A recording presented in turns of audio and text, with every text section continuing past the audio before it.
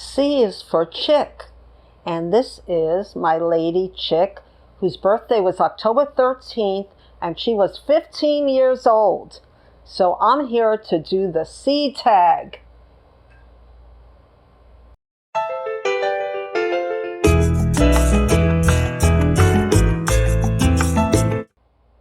Hello, booktube.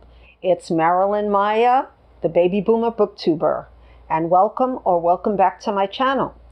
I'm going to do a tag today. It's Tag Tuesday in Hawaii. It might be Wednesday by the time you see it, and I'm going to do the C tag created by Jim of Books and Reading and Stuff. He's my friend, and he's going through the alphabet, and he's almost, I think he's at V almost.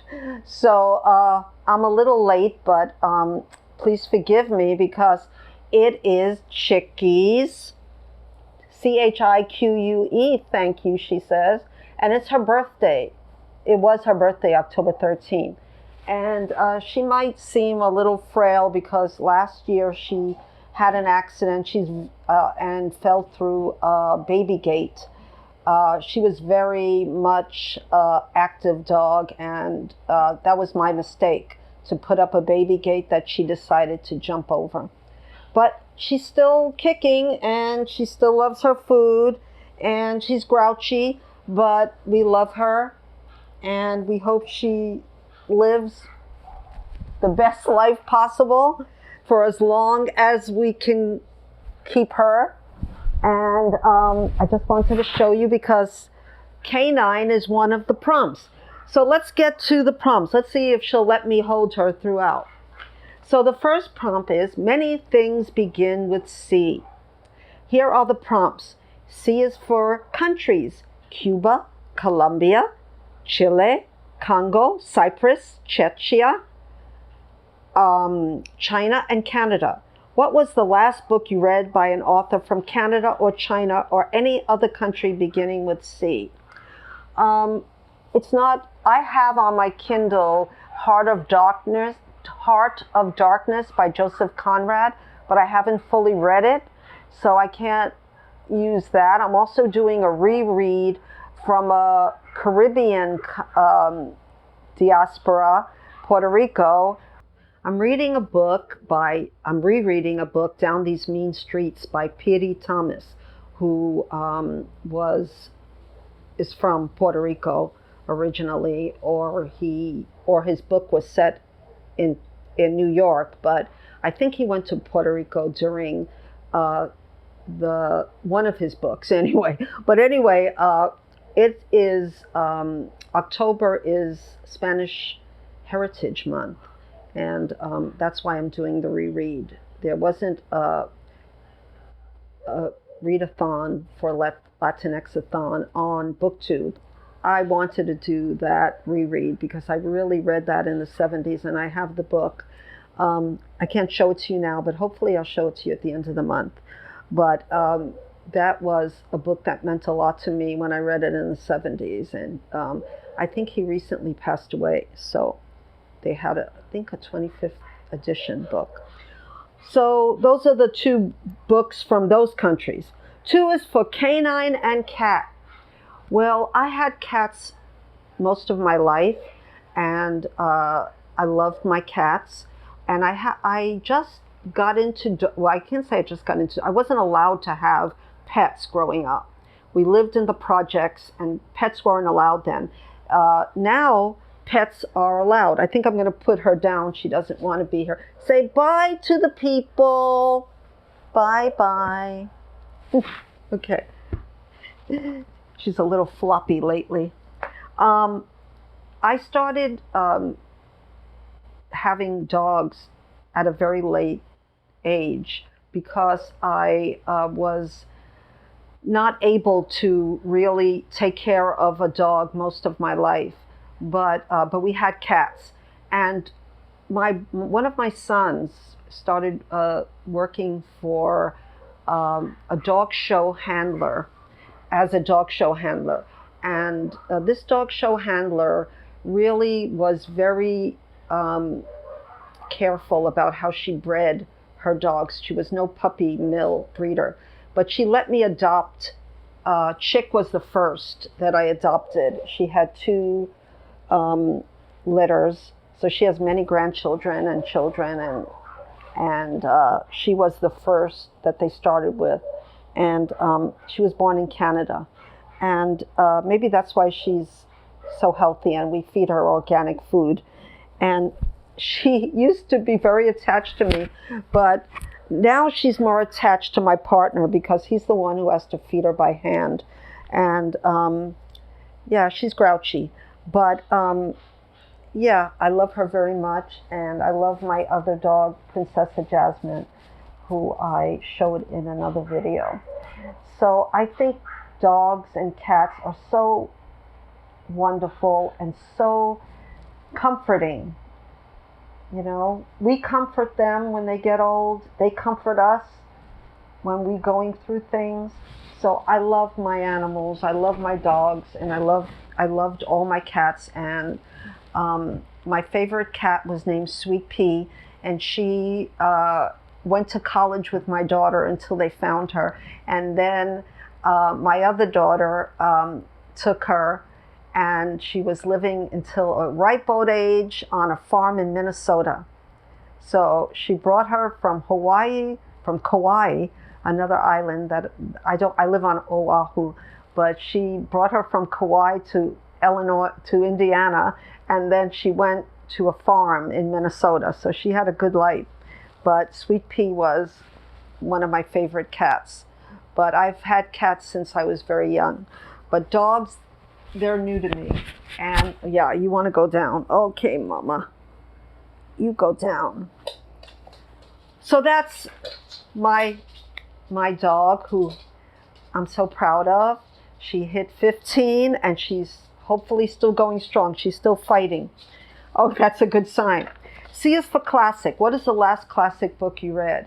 October is Victober. So I've read Silas Marner, and by George Eliot. That was my first George Eliot book. And I'm reading Cranford right now by Elizabeth Gaskell. And I started reading Northanger Abbey by Jane Austen for Jane Austen July. And I bought this book that I was always complaining about because it had small font and my eyes I couldn't enjoy it. So now I'm reading it. I'm watching it on audio, listening to it, on audio, free. And 3 is for classics. What was the last classic book you read? I read Silas Marner. That was my first George Eliot book this month. And I'm reading Cranford by Elizabeth Gaskell that I'm enjoying on my phone, because the book that I bought was very small font. And I also got on my Kindle Northanger Abbey by Jane Austen. It's a continuation of Jane Austen July. So yeah, and I hope to read another book that's, I won't mention it now because I'm waiting for the end of the month. So those are my classics, and I'm enjoying getting back into classics. Okay, number 4, C is for children's book. What was the last children's book you read for your own enjoyment? Well, I talked about reading Diary of a Wimpy Kid, and it's The Ugly Truth by Jeff Kinney. I got this free from my small library in front of the regular library in my town, and I really enjoyed it. It was, I think, it's upside down, so I think that's why somebody must have got it either free. But it was really good, about a boy's life, and I think he's about 8 or 9. And I also am reading The House on Mango Street, and it's I got this for free also at my library, and by Sandra Cisneros. And this is a children's edition of the book. So it's told in a series of vignettes, stunning for their eloquence. The House on Mango Street is the story of Esperanza Cordero, a young girl growing up in the Hispanic quarter of Chicago. So I'm looking forward to reading this, and I read some of it already, but not the whole thing. Okay, C is for coloring book. Adult coloring books are a thing. Have you tried one? What are your thoughts on this? My thoughts is to each his own or her own. And I used to color in coloring books when I was a child in the 50s.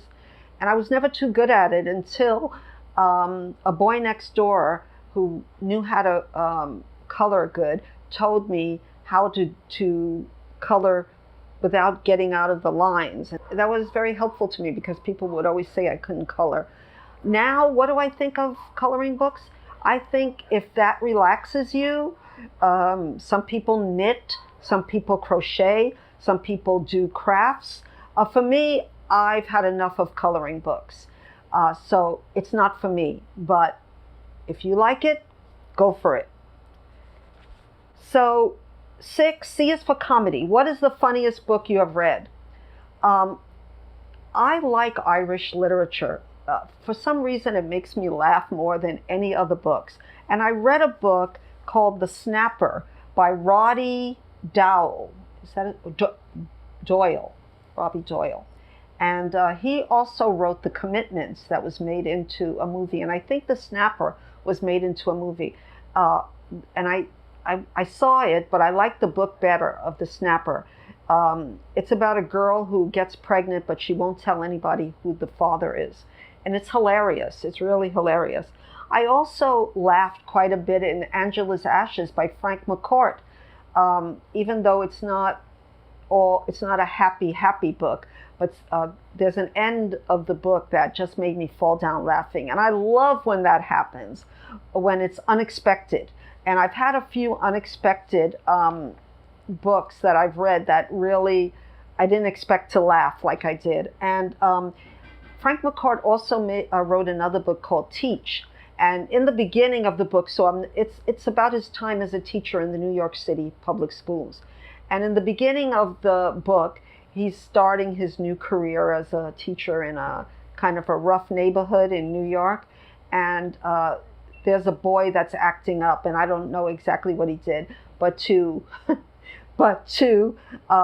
discipline him, he grabbed his lunch and started eating it in front of him. And who should walk in but the principal? And he's just looking at Frank Mccourt and saying, like, why are you eating this boy's lunch? You know, it was hilarious. Anyway, I always love to read unexpected comedy in books that I'm not expecting.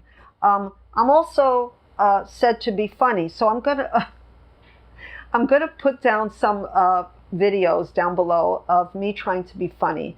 I say trying to be funny, but my first ever video on my 70th birthday got a lot of views, and I think it's because I did a clothes change in the middle of it. And the video is really, I'm very awkward in it, and it's been a year, so I'm more comfortable doing videos now. But for some reason, it has like over 700 views. So I'm going to put it down there if you want to look at, the baby boomer booktuber in her early days of booktube. Okay, number 7 is C is for comic books. Can you explain to me the attraction of these? I did grow up on comic books. They were cheaper than buying books. And when I was a very young child, my mother bought me little golden books so I would learn how to read. But after that, we went to the library, but we did have a bookstore, and it was a comic book store. And I got hooked on the classic juniors, which were fairy tales that were told in comics. So, and I showed this before on my channel, and they were wonderful. And so what can I say about people? What are my thoughts on these? I read a lot of Betty and Veronica's and Archie comics, and Superwoman, Superman. I think it's a different form of a book, and you can see things in a more cinematic way. It's almost like watching a video, and we didn't have those back then. So that's I don't read comic books right now, but if somebody gave me a Betty and Veronica, for example, I would read it because it brings back memories of my childhood. So that's what I think is you know, the draw of comic books. First of all, it brings you back to your past. If you did read comic books, it's cinematic. And also, for the superheroes, yeah, like it's a story told in pictures. I mean, yeah, it's a comic book. And I still love them. And I'm beginning to love graphic novels, which are sort of like an adult comic book. But adults read regular comic books too, and that's fine. So if you weren't brought up with comic books, maybe you don't understand the draw of them. But I was, and I enjoyed them. All right, so C is for cookbook. Do you have a favorite? Well, I got married at a very young age. It was almost like a child bride, but that's another story. And I wanted to cook. I married a Puerto Rican man. I'm Puerto Rican, but I was 16 when I got married. Yes, that was a thing in the 60s. In Latino neighborhoods, if you wanted to leave your home for any reason, my father said the only way out is to get married, and I did. And I needed to learn how to cook Puerto Rican food. And I didn't know how to cook anything. So I read books, and women would, in my neighborhood, in my barrio, they would teach me how to cook. So I had to learn how to cook rice and beans. If you're a Latina woman, your man doesn't think a meal is a meal without rice and beans. And I learned pretty well how to do it. Now I do more of a vegetarian version. But this is a book that was from the 70s, and it's called Puerto Rican Cookery, and it's one of the oldest books about la cocina criolla, which means the Creole kitchen in Spanish. And I'm going to have to ask my friend to correct me if I'm wrong in the pronunciation. Alba from Seriela, and her name is Carmen Aboy Valdehuli.